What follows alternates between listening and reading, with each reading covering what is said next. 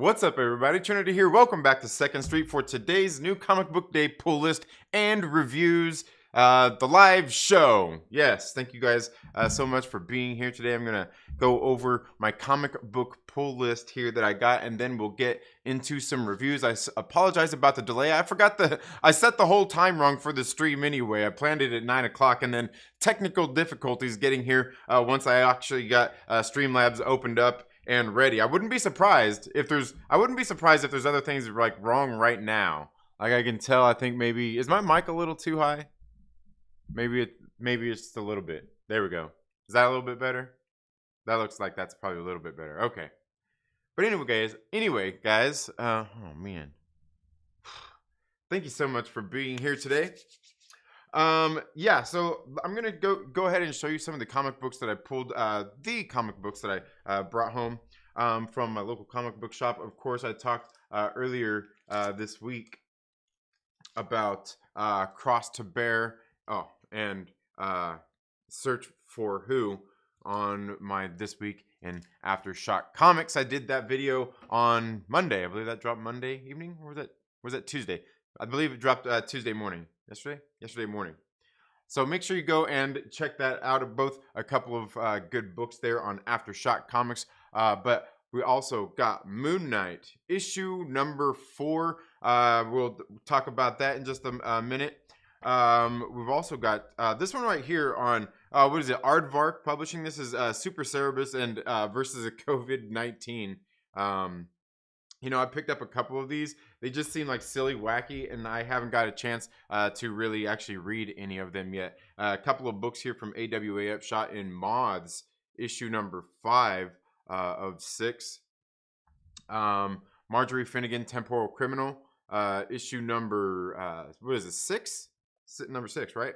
Number 6 of 8. Also, we've got House of Slaughter, issue number 1.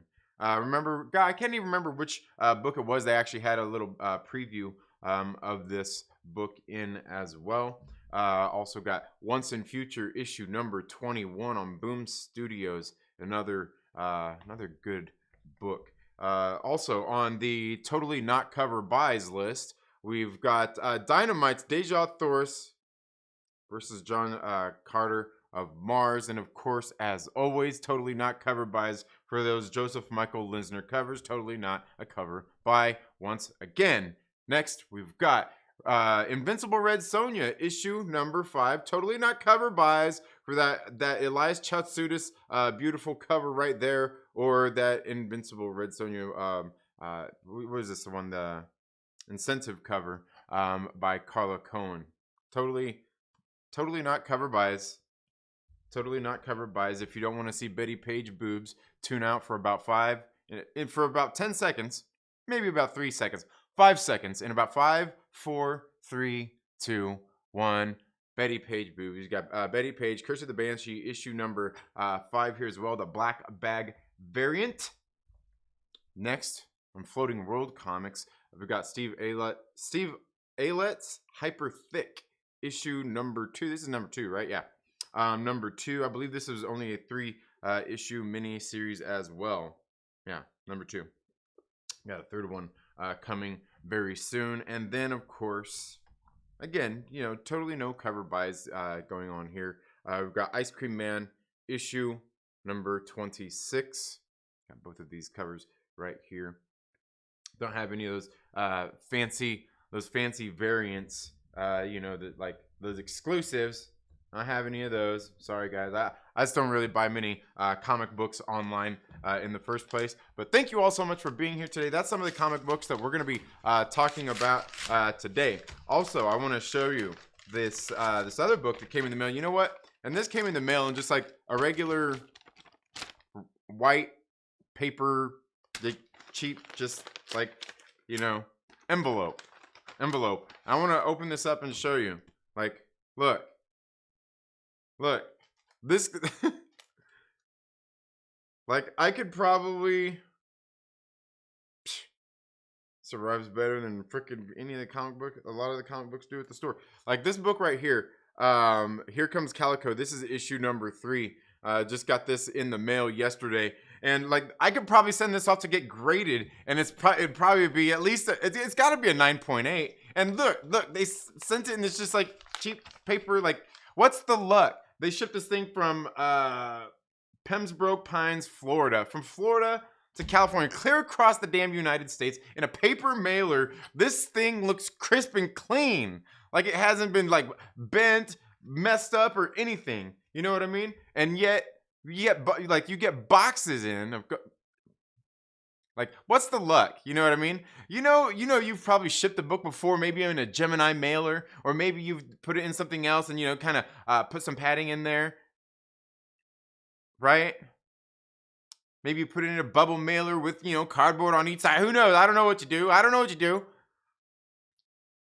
But that shit gets crushed, right? That shit gets crushed, and you're like, shit, man, I put protection in there. But like, look, they send this shit in just like regular. The things are like, I'm telling you, the things in like perfect condition. Like, I don't even see any spine ticks on this thing, man. I don't even see any spine ticks. I'm telling you, it looks pristine. That's hilarious. But anyway, those are some of the comic books we're going to talk about. Let's get here into the live chats and see who all we've got here with us today. I see we've got my man Reefer Man Reviews, Justin Simone, Nerdette. How are you doing, Tristan? I hope all's going well with you. Sozu Sozin, thank you so much for being here in the building, aggressively relaxing, my man. Spencer Elvin in the building. Aloys Doddle.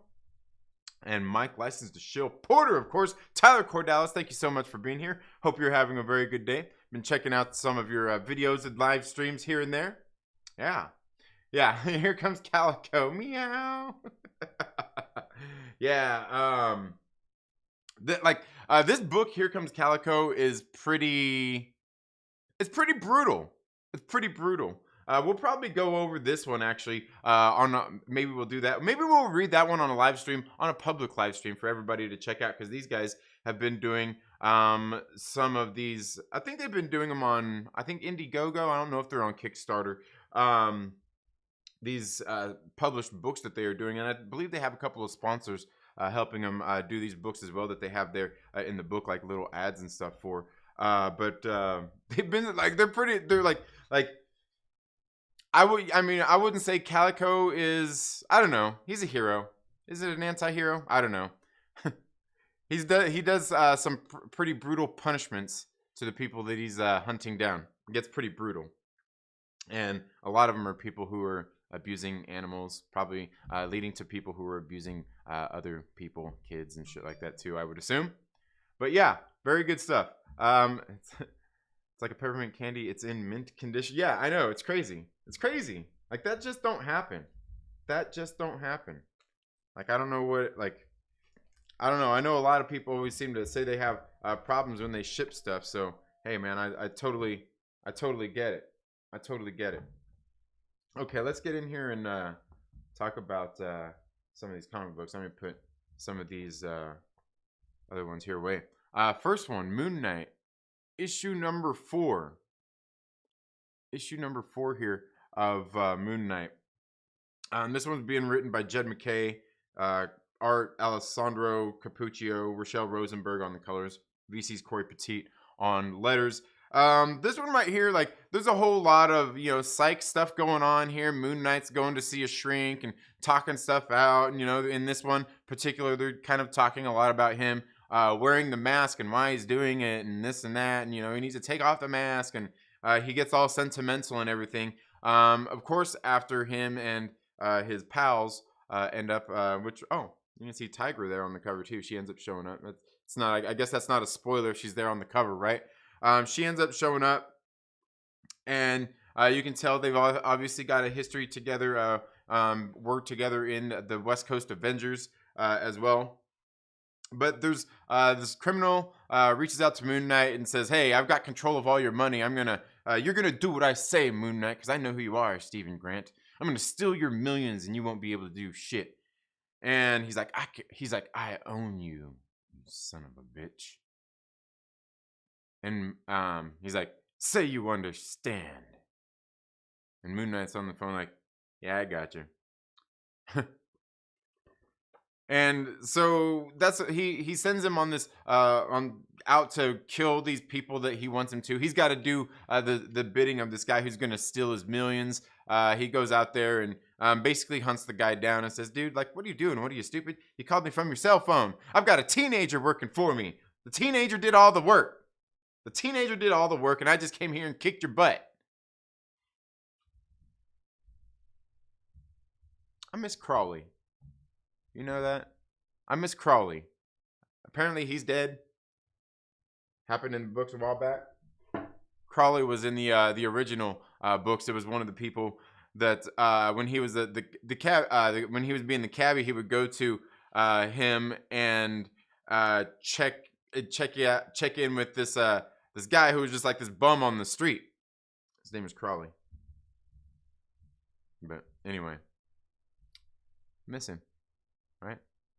He used to have oh man, even at that same restaurant, he would go in and check in with the chick there, and her kids ended up being like, they were like teenagers, they were in high school, and they would go and they would do like undercover work and shit for Moon Knight. It was crazy, man. I'm like, yeah, man, like these little teenage kids, man, they be getting themselves into trouble, getting themselves like shot and beat up and everything. Dang, man. Yeah. It's good stuff. But anyway, Moon Knight's been, I don't know, it's been pretty decent so far, doing the whole, like I said, shrink psych stuff in there. He's got dissociative identity disorder, blah, blah, blah. Can you just give me him kicking ass in like some sort of story and form that is going to make sense? We're already 4 issues in, and I don't feel like we're at the end of an arc yet. Is this going to be a 10-issue arc? You know, it was something I was talking about the other day, too, on the stream. Like the Moon Knight omnibus I got, that I've got is reading through a lot of those old stories, and even some of the other books that I've read as well. Some of those older stories, even like some of the Avengers stuff. While there's kind of a larger story going on, it's not necessarily a story thread that's going through each and every single issue. It's like each issue is its own little story arc. It's like a self-contained story telling like more like a day in the life of, or just the story of something that happened. And chances are it's probably in some sort of a time order, but it's not in a sense that you have to read every single one of these issues. Otherwise, you're not going to get the whole rest of the story. You know what I mean? Like each, like there was a bigger story going on, but it wasn't like you get now, where you get a lot of these books that are 5-issue arcs, 10-issue arcs, you know, whatever these storylines are, in things like that. You know what I mean? It's just like, you know, each book was a little bit more self-contained, and I kind of miss that. Of course, there's still a reward if you read each one month by month. Of course, these books, you know, it was probably maybe harder to get some of them back in the day when a lot of these books were being published. But I don't know. I kind of miss that storytelling style where they do it one at, you know, just kind of self-contained stories in each one. Let me know what you think down in the comments below. Now moving on into AWA Upshot, we got 2 books this week. We've got Moths here. This is issue number 5 of 6. This series is getting ready to come to an end. And I got to tell you, I've really enjoyed this book. J. Michael Straczynski has done just a great job at introducing these different storylines into the shared universe of the AWA Upshot. And it seems through like these ones that he's been doing, it kind of reaches into some of the other books that are out there. Some of these I've kind of felt lately have kind of went into other books, made kind of references to them. And J. Michael Straczynski, he's got several going on right now. Like Moths is coming, like I said, issue number 5 here. There's also Telepaths.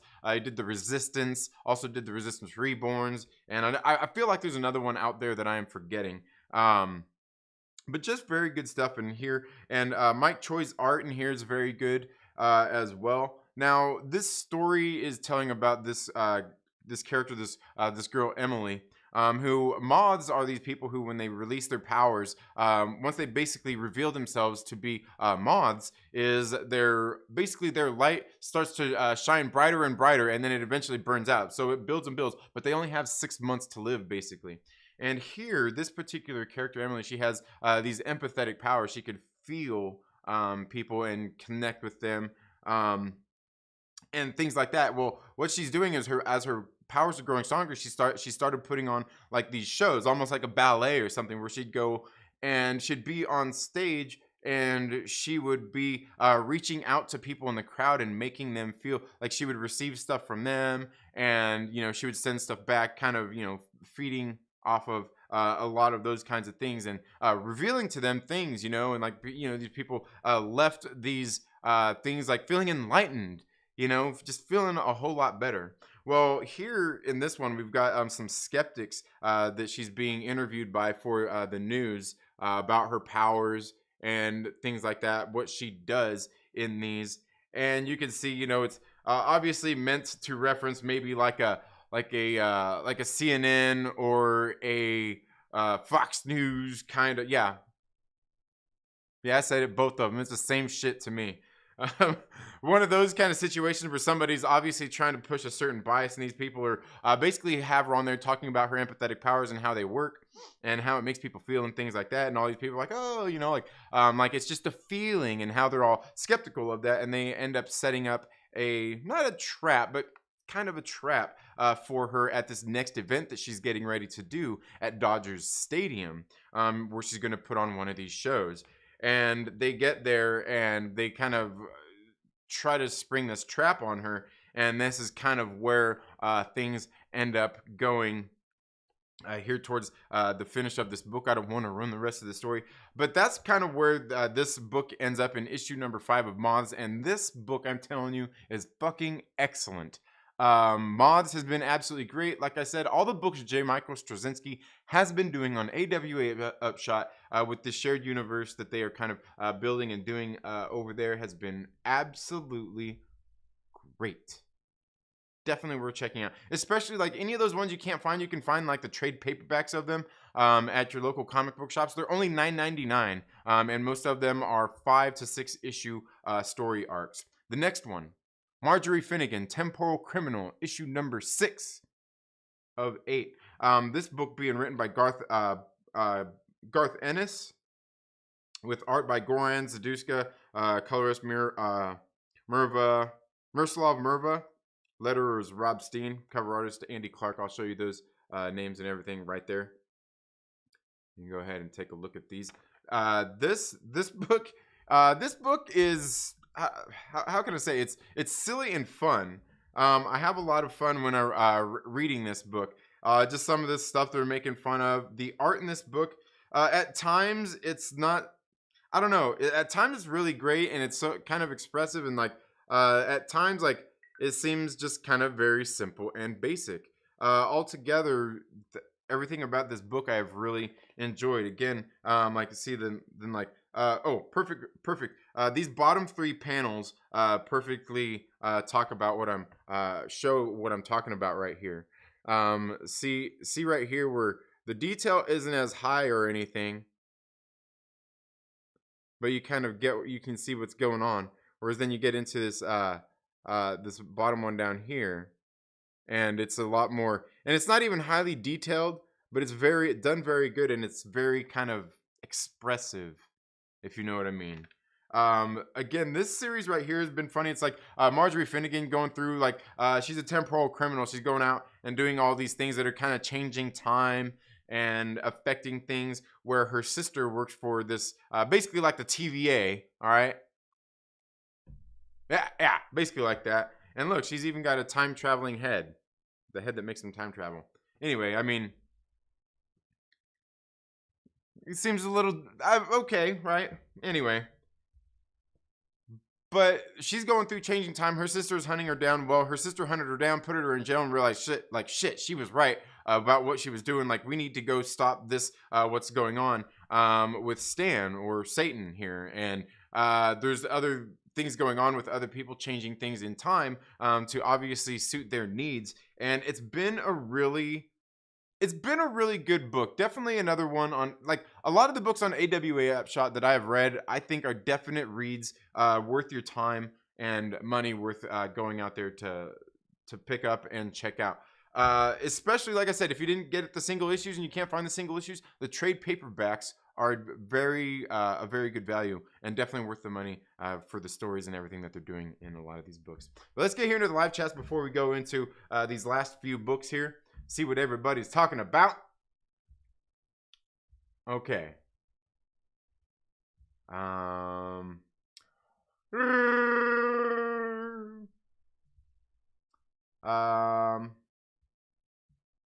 right, here we are. I read the first issue of Moon Knight. Makes me want to read more sometime. Yeah, this series it's been pretty decent. Like, I think the art could be a little bit better in there. I'm not really particular on the Alessandro Cappuccio art, but this series itself, it's been decent. It's been decent. No real complaints. I mean, other than, yeah, I don't know. It was kind of funny, I guess, but yeah, I talked a little bit about it earlier, but yeah, Moon Knight, it's not too bad though. It's not too bad. See Captain America on the shelf, yes. Got Captain America. I still haven't taken that thing out of the I still haven't taken it out of the box. I don't really have a place to put it where it might not fall or anything. You know what I mean? I need to get a case for it. You know, I need to get like a cabinet or some sort of good display stands for them and stuff like that. Yeah. Don't mess with Moon Knight. Aggressively relaxed says, I can't stand Moonlight. It's not even how multiple personality disorder works. Can't stand Moonlight? What? Yes it is. You're lying to them. How about you shut the F up? Let's see who make you. Oh yeah, that Aglax, you're funny, dude. In case you didn't see what he was doing there. Moon Knight, King, Fantastic Four, Eternals, and soon The Thing and our only Marvel I collect other than Conan stuff and Star Wars. I get that too. That's a lot. That's a lot, Reefer Man. That's a lot. Spencer says, facts. Don't mess with Moon Knight. Yeah. Or else he'll moon you. Yeah. Only Marvel title I'm really picking up outside of Star Wars is Thor. I love some Donny Cates. Yeah, I'm not big on Donny Cates. I read the first arc that he did on Thor. I thought it was pretty good where he was fighting Galactus and everything. And after that, I was kind of like, okay, yeah, it was all right. It was good. I liked it. That first story arc was great. It was kick-ass. Kate's upcoming Hulk series looks good too. Haven't read the latest one. All right. I'm excited to check out. Yeah, excited to check out his Hulk. Yeah, I know a lot of people. Yeah, Moths, Reefer Man has been absolutely great. I love it. I love some AWA Upshot books. Fantastic Four is the best comic in print right now. Slott has every character doing something, some awesome stuff that is also touching on the character's history, all while participating in events that could go on. I haven't read it. Yeah, I haven't read it. I know, yeah, I was gonna say, and I know Aglax always goes on about always flapping his fingers about Fantastic Four. Yeah. Last issue of Thor's Avengers were so good. All right. Last issue of Thor's Avengers. All right. Yeah. All right. Yeah, that 4 is a lot of fun. Okay. Eric the Guapo, thank you so much for being here.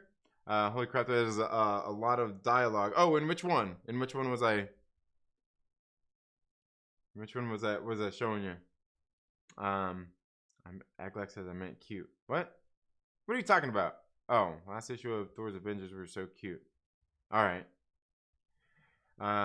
You know what series I'm finding that is really good is Dune, House of Atreides, and Dune, Sadukar. Is that a new Dune? Sadukar? Sadukar? Is that? I'm not sure if I said that right. Is that a new one? I know House of Atreides. I read the first issue of that. It was pretty decent. It was pretty good. Yeah. New Magic the Gathering series is great too. Yeah, I was gonna say, I know, yeah, a lot of people really enjoy those. I'm not really into I don't know. I think it kind of depends because I want to say I'm not really into like the high fantasy kind of stuff. Like dealing with Magic the Gathering, because I mean that's kind of what it is with the role playing thing, but I don't know how the comic book is. But I'm not I feel like I'm not really into that, but at the same time, like I kind of am. I kind of am, you know what I mean? But yeah, and I was gonna say I know those are some popular series too. Aglax says I was going to start reading the Dune comics, but then my family pulled a gun on me and explained the line had to be drawn somewhere. Oof. Man, easy.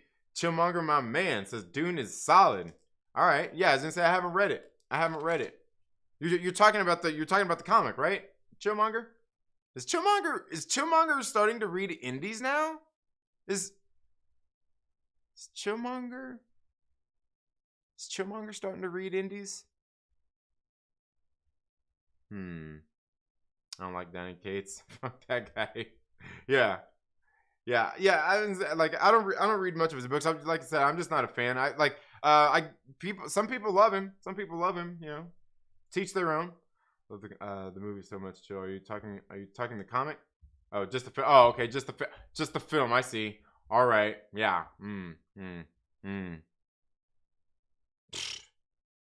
Probably never even read the book, have you?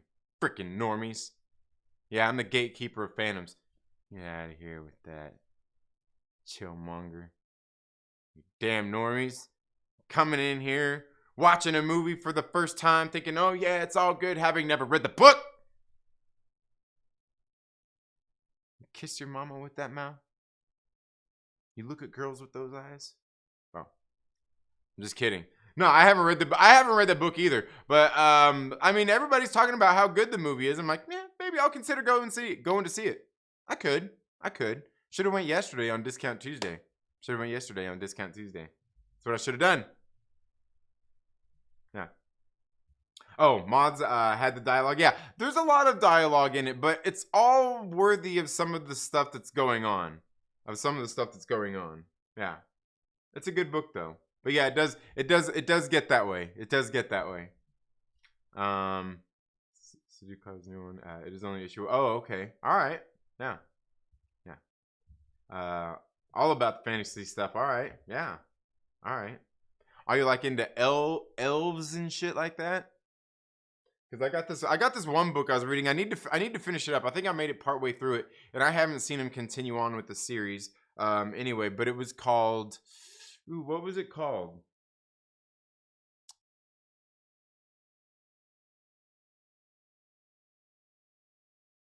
Oh man, it was on Oni Press. I can't even remember the name. I can't even remember the name of it now. All of a sudden that I'm thinking about it. But it was kind of high fantasy with some elves, but they were in had like these techno cities and shit. It was pretty good. It was not too bad. Yeah. Joe Mark says not yet. Jason Momoa plays a strong guy. Shocker. I know. Yeah. I know, man. I know. Imagine that. And I heard he switches up his saying from what was it from my man? But isn't that Denzel's saying? Isn't that Denzel's thing?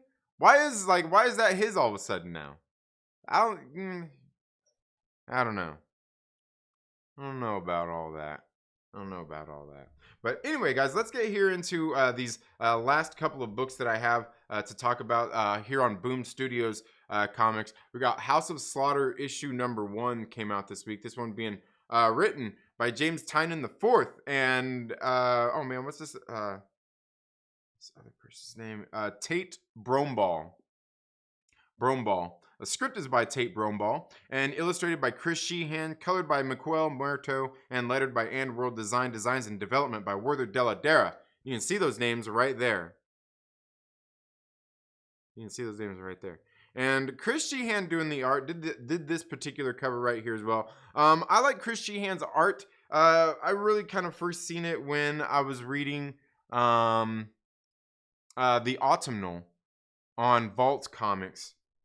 And he was doing some different variant covers and stuff over there for him, and just some very good stuff. And getting in here and reading this book, the art really does look. I mean, it looks similar to Werther Della Dera's art in the regular series of Something is Killing the Children. It looks very similar. It's different. It's definitely different, but it looks very similar in that same way, which I think is a good thing. So it's the world and everything feels familiar when they're getting in here as well.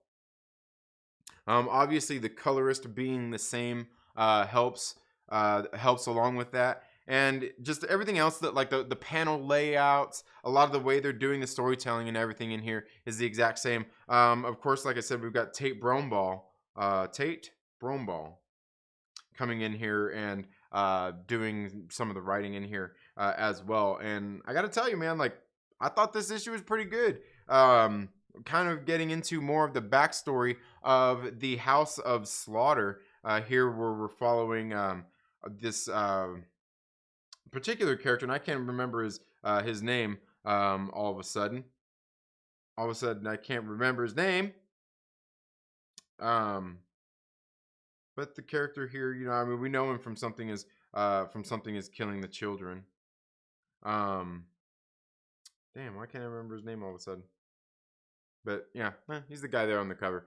We see kind of some of his trials and tribulations growing up in the House of Slaughter is what we're getting so far here in issue number 1. And what's set up here in issue number 1 was very interesting, very cool too, as we get a character from another basically another faction of these monster hunters, not from the House of Slaughter, coming in from a different chapter, coming into their transferring basically, and how they're saying that this is something that isn't quite normal, as well as you see what gets kind of set up here with these characters and this new character coming into the House of Slaughter. I thought issue number 1 here was very good. Definitely, if you didn't have this on your pull list already, pick this one up from your local comic book shop this week. Again, the art in there, good storytelling, very good. And you know the thing I was talking about, and so many people talk about like James Tynion IV, you know, like him being such a great storyteller and all of these things.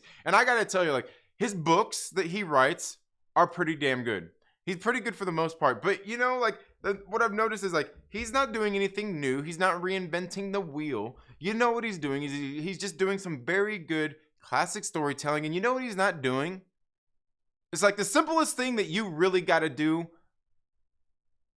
when you're doing anything ultimately. It's just don't mess up. Just don't everything that you're doing, just don't fuck it up. Just don't fuck it. Like just everything that you're doing, just keep doing what you're doing. Don't change anything up and, you know, take on some new superstition or have to do this or have to do that. Just some good old classic storytelling, and just don't mess it up. And that's what he's been doing with a lot of the books that I've read by James Tynion IV, is just doing just that. Not in, like I said, you know, like it's like everybody always talks like about Jonathan Hickman as well, being some big brain like writer and everything. Like, you know what? I don't like his storytelling is very simple and basic. He just kind of, you know, puts a lot in there and doesn't really mess it up. Of course, it can be a little thick, but hey, I mean, it's again not reinventing the wheel. Just good, a good writer just doing some classic storytelling and not messing it up. A lot of people can't do that. Somebody ends up messing it up at some point. But let me know about what you think about House of Slaughter if you've checked it out down. This book right here, obviously, Dan Mora's art is very good. Tamara Bonnevillain's colors. I'm telling you, this whole book is a total team effort. I've really liked everything kind of going on in here. Now, there's one thing I will say, like talking about like the House of Slaughter just now. You know, something is killing the children. Where it went to, what is it, 20 issues in, and like the first 15 issues were all about Erica Slaughter going to this town of Archer's Peak, and these 15 issues, like it feels like it drug on a whole lot. It was a good story, but it feels like it drug on a whole lot for 15 issues it took to find and especially when they know what is killing the children, it takes them that long to do it. It seemed like it was very long and kind of drug out, and it seems like while there was a lot that happened, it seemed like there wasn't a whole lot that happened. It's for the most part kind of easy to remember it all. We're getting into like once and future and what's going on here. It seems like there's so much that's going on here because they're pulling at a lot of like old tales, like the King Arthur and the Knights the Round Table, and all this different kinds of lore and things like that, and putting it kind of these mythologies in this book. And they have people that these kind of mantles are being set upon in the world to bring about these monsters and everything back into the real world. And there's just like so much that's going on in here, and we're 21 issues in. Like, I really feel like I need to go back and reread the whole damn thing from the start in order to almost really kind of understand and realize where I'm at and where we've been, because a whole lot has happened in this series in these 21 issues. Like I said, it's not a bad thing, but it's kind of like, man, it seems like there's so much. I don't quite remember it all as much as like reading something like Something is Killing the Children for the 20 some issues that we read. Well, 20, and now this tie-in issue of of Slaughter all together. You know what I mean? Like, it's a lot. Like, and they've been going on for about the same amount of time, both of these series. But this series is just really good. Like I said, the art, Dan Moore's art in here is just absolutely great. Like I said, Tamara Bonnevillen's colors as well. In this series, just a lot of good art, great things going on in here. I was noticing it seems like the art has changed up a little bit over the last couple of issues. I'm not saying like it's not worse or anything, but and I don't know. I'm not sure if it's that it seems rushed or if it's just there was more time when they did the first 10, 15 issues before they started really getting into the story. And things like that. I don't know. But altogether, Once and Future, again, another good story going on here where we see the kind of the plot thickening even more as we get introduced to another Arthur. And of course, Granny and Duncan have to go out there and stop him. They've got the old people from the nursing home getting ready to put them in charge of watching everybody and protecting everybody from the monsters. Granny goes and writes a whole bunch of notes for them, kind of a cliff notes of everything that's going on and how to dispose of the monsters before they take off to confront these monsters and these beasts. Very good book, man. I'm really enjoying it. Like I said, though, I feel like it's been a lot and I've got to go back and read it. But if you've read Once and Future, make sure you let me know down in the comments below what you thought about the series so far. Now, that brings us to the last book I have to talk about of the day on Image Comics. Ice Cream Man. If you're not reading this book, Ice Cream Man, this is issue number, what, 22? 26. Jeez, 26, man. I can't believe we're here already on this series. Now, I got in on this series on issue like number 12 or 13, and I've been getting it ever since. At my local comic book shop, they said that anybody that's put it on their pull list hasn't taken it off. And it's just one of those things. In this particular issue, I feel like W. Maxwell Prince has gotten back to, I don't know, because like some of them, like a lot of the books are kind of self-contained, but there's a larger story going on here for sure. Because like here, I believe it's, was it Ricardus? We get Ricardus comes back and makes an appearance here in this issue. I believe it's Ricardus. Isn't it Ricardus? I believe it's Ricardus. Like I said, it's been a while since I've read some of these. But there's a whole lot, and like I said, we're 26 issues in here, and there's definitely a lot that's happened in a lot of these things too. And here we're again getting more references to things that have happened in other series. But what's interesting about this book is you open it up, it says rotate the book counterclockwise, because when you get in here, you're basically reading it like this.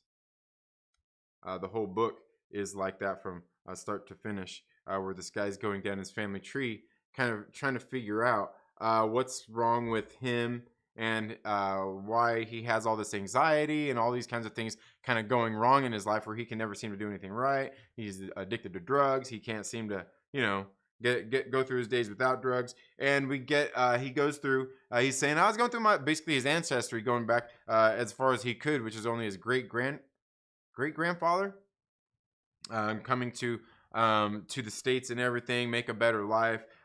He was a calligrapher and all these kinds of things. And it kind of gets back to what W. Maxwell Prince is so good at in doing a lot of these stories, is giving you that kind of creepy feeling, kind of nailing a little point home, like, not anything too profound, but, like something to think about, but also gives you that kind of weird, creepy, eerie feeling. And this book just seems to do it so good. And you can see a little bit more, and again, more references here to other stuff that's happened in other books. Like right here, he's got his father. He's talking about here that's singing this song, which is actually a song that was referenced by this guy. I can't remember his name, Buddy something. It was I think it was Buddy something, and it was in one of the other Ice Cream Man comic books as well. This guy that made this hit song. This big like hit song that was, just yeah. And then anyway, and then he gets to end up going down below the family tree and going a little bit beyond that. Again, just if you've been reading Ice Cream Man, you know what to expect out of W. Maxwell Prince's writing. Martin Morazzo with his art, and Brian O'Halloran on the colors. You get what's going on here. It's definitely a kind of, and it's a horror series, and there are sometimes there's like horrific things that are going on. It's not always like scary horror, but a lot of it is kind of Martin Morazzo's art that leaves like the characters and everything. You definitely know his art when you see it. But sometimes it leaves you feeling a little unsettled, a little creepy, a little weird.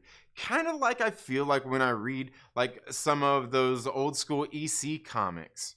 Just kind of like sometimes it's like I was reading one the other day of those EC comics. And I was reading and like I was sitting there reading this stuff, and they kind of had like this picture of this creature and this like I was like, oh, I kind of felt like I knew where they were going, but they were like this description and everything. I'm like, oh, like my gut, I started to feel nauseated from reading this story and what they were talking about. I'm just like, oh, like, and I got done with the story. I'm like, oh, that was a great crazy ending, but I actually felt a little nauseous from reading just these words, this description of this alien being.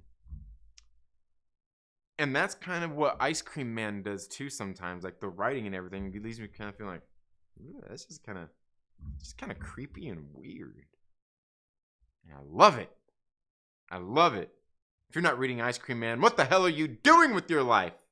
Ladies and gentlemen, let's get back into the buffering. No, are you kidding me? No, well, on my side it says everything's going good. On my side, stream health, yeah. On my side, everything's all gravy. On my side. Yeah. Is it? It must just be you. It must just be you. Yeah. I don't know. I think it was you guys. All right. Matthew McConaughey has the best saying. In what? All right, all right, all right. All right, all right, all right. Oh, or is he in the Dune movie? Yeah. Eric the Guapo says, Boom Studios is my favorite publisher right now. I think my favorite publisher, I've just got several of them. Boom Studios definitely puts out, and the thing about Boom Studios is they have some pretty good books, but not only that, the quality of their books is great.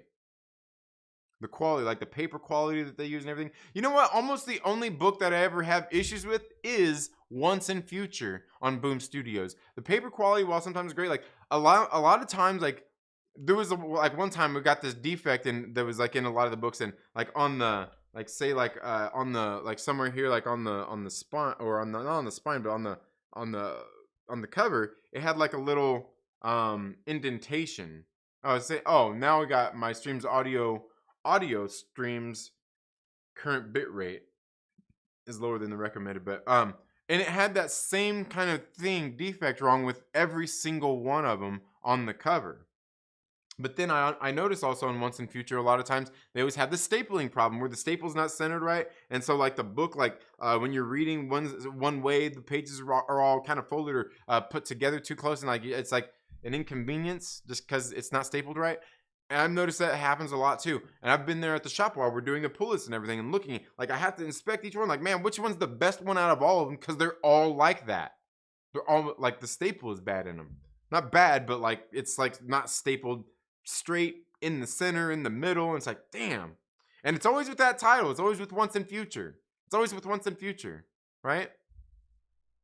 Kind of like a while back, Marvel did the, I can't remember what book it was. I think it was a Women of Marvel book, and they had the Peach Momoko cover, and I think it was Wanda on the cover, and it was a popular book, but every single one of them, I think it was on the inside, had like a printing on the pages, like there was like maybe a black mark or something, or ink left on the rollers when they were printing the comics, and it was all smudged on every, like on certain pages. in every single book. Because I asked everybody else, I was like, hey, I got on the internet, other people just in different places in the country, not a lot, but a couple that I know just that are in different areas said, oh, yeah, I seen those smudges in there too. I'm like, that's crazy. But in the other versions of the book, other covers, it wasn't that way. They weren't there. But yeah, Boom Studios is pretty good. But yeah, like I like Boom Studios. I've got a few books I'm reading by them, but also obviously Aftershock. They got a lot of books that I really do enjoy. But AWA Upshot has been absolutely great, and Vault Comics. I freaking love those guys. They're all great. All great publishers. All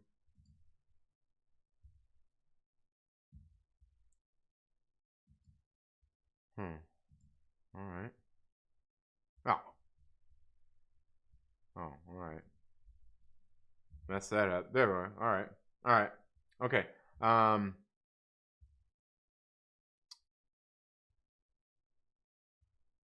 They have a lot of great titles, and their books aren't full of ads like DC's are. Yeah. And a lot of them they'll put at the very end of the book. You might get like 2, maybe 3 pages of ads at the end of the book. Hickman has the redeem code in the end of his books instead of the middle pages. The redeem code. Oh, is that for the digital copy? Will Morgan, my man, what is up? Oh, we were talking about you last night, you son of a bitch. No, we were though. How are you doing, my man? I hope all's going well with you. Buffering. Okay, man, it was buffering on all your guys' side. Yeah, and my stream health has said the whole time that everything is all gravy. That you guys are crazy. That's weird. It's weird.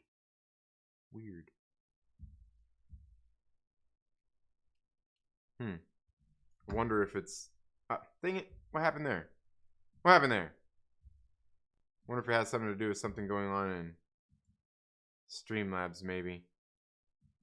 Because something got switched on or off. The other day. Man, see over here, it's everything. Even on Streamlabs, saying everything is going good. It must be YouTube. It must just be YouTube, probably. Yeah, all right. That was just me refresh. Now I'm watching an ad for Speechify because I love you, Trinity. All right. You know what? I appreciate that, Chillmonger. Never mind. Should I put another? I should probably before we end the stream. Another one there for you right there. Hickman is brilliant. He just made using X-Men's larger cast and history look easy. Yeah, he did actually. He did a good job at writing a lot of what he did. Keep losing the internet, damn it. We have a nasty storm here happening right now. Nor'easter trees down everywhere. All right. Losing signal. Nor'easter storm knocking trees down everywhere. All right. 100-mile-per-hour winds, insane. So glad Ice Cream Man is back, man. I thought 25 would be the end. No, it can't be. Musician was from an early issue. Yeah, it was. Yeah. You were talking about Momoa saying, oh yeah, probably so. They sniped me. My phone is dying. I have no power in the house. No! On comic day, you were the victim to the stapler. Yeah. AWA is fire. Yeah. It does suck about your power, man. Speaking of which, man, I won't even tell you what, like... I was like, my thermostat was a little bit cool in that house this morning. So I went to turn on the heater a little bit. Just turn it up like a degree or two. And like I was turning it up. I turned it the wrong way. I'm like, why the fuck isn't it kicking on? I'm like, why isn't it kicking on? I was turning the shit down instead of up. So making it would have been colder in the house than warmer. So I was like, oh god, I'm like stupid. Oh, but yeah, it was pretty fun. I'm like, dude, why isn't it like? I don't know what I was thinking, but the one thing it did make me do was it did make me change my house the filter the filter for the unit, and that was something I needed to get done. Yeah, Will Morgan, we were talking about you last night on the members only stream. Speaking of which, ladies and gentlemen, if you are one of the Immortal Myrtle Maniacs tonight at 4 p.m. Pacific Standard Time. That is 7 p.m. Eastern Standard Time. We are going to be reading through the story of Marvel Studios, Chapter 1. Live for members only. From 4 p.m. until whenever Adam gets the movie matchup. Movie matchup? Movie mashup. Movie madness. Movie madness. Movie madness? You know what I'm talking about. My man Adam from Fan Injector. When he gets his show started. Here, look. Let's see if it still works. It should still work. I can't remember if I changed it. I want to say that I did, but we'll see if that works. I think it did. Yeah, see, that one didn't work, did it? Maybe I just did this one. Maybe I just did it that way. Did I? Yeah, maybe not. Yeah, okay, there we go. Oh, I gotta change it up. It says debate 8. Yeah, there we go. It works. Yeah, there we go. Got Chillmongers as well. I know I've got more I've got to get in there. I know we've also got Aglax too. I still gotta watch his magnum opus. Yeah. Make sure you guys go check these out. But channel members today, 4 p.m. Pacific Standard Time, 7 p.m. Eastern. We're going to be going over the story of Marvel Studios, going through Chapter 1, 2008, for about an hour, maybe an hour and a half. We'll see how far we get through it. But thank you all so much for being here today. You all have a very good day. Get out to your local comic book shop. Check out some good comic books. Maybe some of the ones I suggested here, even if they're just cover buys, like that nice Elias Chatsoudas cover of Red Sonja. Or the booby cover of Betty Page. Go check them out. Thank you all so much for being here. You all have a good day, and we'll see you in the next video or live stream. Later.